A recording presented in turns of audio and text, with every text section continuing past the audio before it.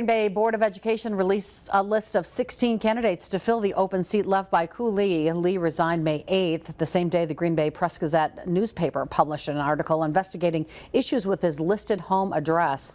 The candidates' applications will be reviewed at the upcoming work session on Monday, with interviews held the following week.